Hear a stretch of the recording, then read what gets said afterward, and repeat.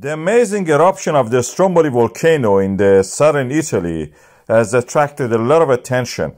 As you can see in this night image, tourists are actually flocking, going up the mountain just to witness this unique phenomenon.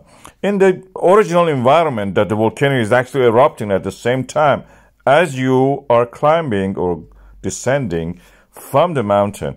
This is an island in the southern part of Italy, near Sicily. It's part of the Sicily administration. As you can see, it's erupting. The Strombolian eruptions are named after this. It means the eruption of the fountains of the lava, because they have lots of water in them. They erupt with this kind of explosive reaction. And what they happen is that they throw this lava 200-300 meters into the air, and then it forms a lava flow. During the night it glows, of course. When we look in the daylight, it's something different.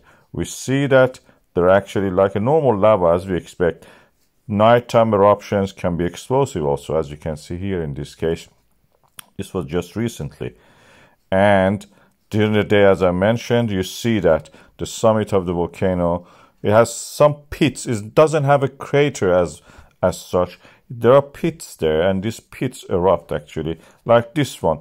It's a small scale Strombolian eruption, not very big, probably 0.5 meter, 1 meter. But yet it is a eruptive, it is a volcano in that sense. As the island, you can see in this eastern part of it is actually inhabited. You can go there.